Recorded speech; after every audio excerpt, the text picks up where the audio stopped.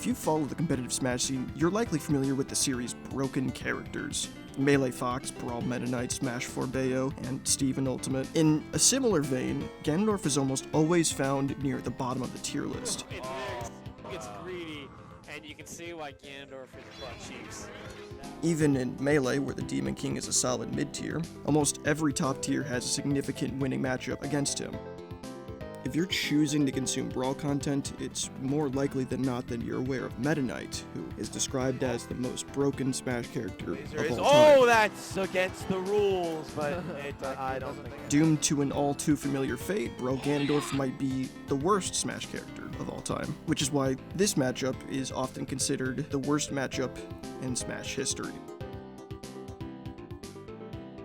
But what if I were to tell you that a different, obscure matchup featured an infinite that made it so unplayable for one side that some regions banned it? Let's talk about the actual worst matchup in Brawl.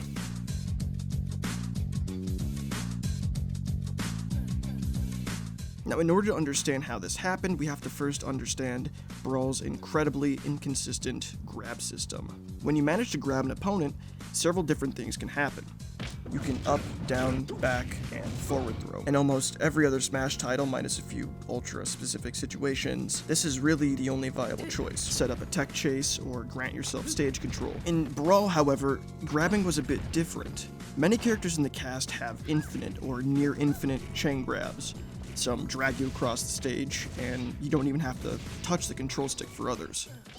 Despite this, many players opt to not throw at all. In fact, several characters' tier list placements were solely dictated by the secret third option. Do nothing. This is called a grab release. If you find yourself in a situation where you've been grabbed, you can also mash all of the buttons on your controller to get out even faster. As Brawl has fallen into relative obscurity, most new players have no idea about how complex and confusing its grab system was. For example, if your character is tall and the other character's feet don't touch the ground, they'll always get grab released into the air. We call that an air release. On the contrary, if their feet are touching the stage, they'll get grab released onto the ground. We call that a ground release, except for Yoshi and Snake, who always force an air release. And if they mash out while you're pummeling them, or pressing A to get extra damage during a grab, they'll always be forced into a ground release, except Yoshi, who still ignores this rule. Not that confusing, right? But what if I told you that the grabbing height of a character can be different depending on variables such as the direction they're facing, as well as whether a standing grab, dash grab, or pivot grab is used? And sometimes if you manage to catch a character mid-air, it will blatantly disregard all other rules and just force an air release anyways. Actually, let's take a moment to look deeper into the air release. A character's gravity and air friction are the two main factors when deciding what will happen with an air release. The character's interaction with gravity will determine how high they're sent, and then how fast they fall, while air friction determines how much horizontal distance the character will travel. With an air release, the grabber is typically stuck in 29 frames of lag after the victim manages to escape. In Melee, the victim is also trapped in 29 frames of lag during an air release, but an air release will only happen in the first place if the grabbed opponent forces one by pressing jump or holding up on the control stick right before the release. The victim can also alter their horizontal release angle by holding left or right on the control stick. Because of this, grab releases are inconsistent in Melee, and therefore borderline useless in competitive play. In Brawl, however, they overhauled this system. Instead of 29 frames of lag, the victim is now stuck in 50 frames of lag. Obviously, a 21 frame advantage is no small thing, and that allows for all kinds of absurd, character-specific interactions. At certain percents and with tight execution, Captain Falcon gets a guaranteed knee on certain characters and gets follow-ups on almost everyone in the roster. Squirtle can follow up on most of the cast out of a ground release. For some reason, Bowser was granted the ability to act 10 frames faster off of a grab release than the rest of the cast, so he can air release Jigglypuff at certain percents and get a guaranteed up air. Air releasing fast fallers such as Fox or Sheik forces them to recover from a horrible offstage angle. Yoshi has a grab release chain on half the cast by grabbing, forcing an air release, and then dash grabbing. If you remember, Yoshi's special properties means he can pummel as well, since he'll always be granted an air release. Once upon a time, people speculated that Yoshi might counter Metaknight due to the fact that he gets a guaranteed up smash out of his grab release, but people quickly realized in order to do that you have to get a grab on Metaknight as Yoshi. You also used to see lots of Marth players grab release Metaknight since he too gets a lot of mileage off of it. But of all characters, Wario definitely gets the short end of the stick.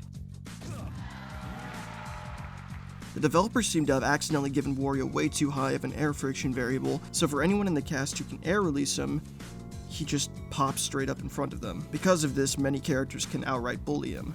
Ike can do this, Bowser does this, Yoshi does this, Falcon can do this, DK can do this, and you know it's bad when even Ganon has an infinite chain grab on you. In fact, almost every character can kill Wario off of an air release.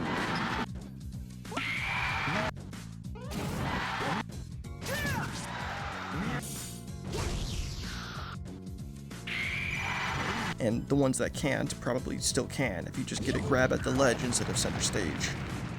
Aside from Snake, Yoshi, Wario, and Bowser, there's a few other characters that have hard-coded frame data anomalies in the cast. Donkey Kong's ground release animation specifically is 10 frames shorter than the rest of the casts. Jigglypuff's air release animation is only 49 frames instead of 50, which is a comically small change. Finally, situated right next to Wario at the developers did not like this character table are Lucas and Ness, who were given additional 10 frames when they were victim to a ground release. This means that in the event that they were grabbed, every character in the game except Yoshi could force a ground release by pummeling, putting them into the situation where they get released directly in front of the opponent at a 31 frame disadvantage. This guaranteed a free smash attack for a significant portion of the cast, which meant that Lucas and Ness's already horrible disadvantage state was coupled with most of the cast gaining a very early kill throw, so to speak. Now that we have a grasp on Brawl's grab mechanics and have familiarized ourselves with the various rules of its grab release system, it's time to finally go over what I believe to be the worst matchup in Brawl.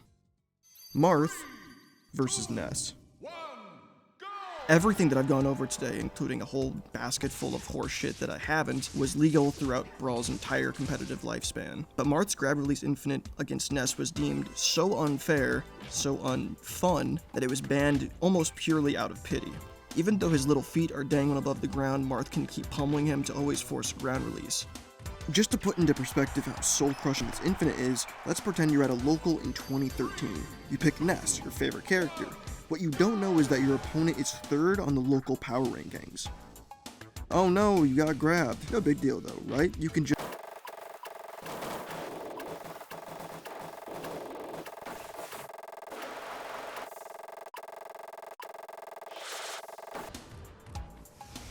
And that's just the first stock of the first game, and technically they could have kept going to 300%, which is the stall limit. Now, although a true global ban was never issued for the Infinite, top Ness and Marth players would almost always opt to play the matchup without it, as it would effectively undermine the competitive integrity of the set. In my opinion, if you decide to allow the Infinite, it becomes borderline unwinnable for Ness. But how exactly is the Marth-Ness matchup so dominant for Marth, even without the Infinite? Couldn't you simply camp and avoid being grabbed as Metaknight does versus Ice Climbers? Unfortunately, it's not quite that simple. See, Ness's aerials have minuscule range to them. His airspeed isn't too bad, but he's also incredibly floaty. In contrast, Marth's aerial disjoints outspace Ness's aerials and tend to cause a lot of problems for him. This forces Ness to play neutral on the ground, as a single mistake could forfeit his entire stock. If Ness is already in the air, he has to slowly and predictably fall back to the stage, where Marth can effectively reach into a hat and pull out any of his plethora of anti-airs. Adding to this, if Ness finds himself off stage, Marth can use his fly swatter to knock him back too far to recover. Ness is forced to stay low to the ground, using what few tools he has to try and close the space. And by now I'm sure you see where this is going. If Marth's entire win condition is getting a grab, and he can force Ness, whose entire kit revolves around landing aerials, into having to interact with them on the ground, and once he gets that grab, he can simply mash the Z button. This is me doing it while halfway across the room and facing away from the screen. Marth's pummels do practically no damage, so now would usually be the time to check the bracket to see who you're playing in losers. And of course, it directly combos into forward smash at kill percent. Would hate to have to play neutral again on that stock after I won it that first time, but there's something about this that's beautiful. Especially today with several new generations of players where Brawl seems more in line with a fever dream than reality, those who are new to the scene tend to think Brawl was just Metaknight. And in a way, they're not wrong. But Marth vs. Ness highlights the struggles of those who played their favorite characters at their first local, the O2ers, the salaryman of the scene. It's representative of the Brawl meta that goes deeper than face value, deeper than just Metaknight.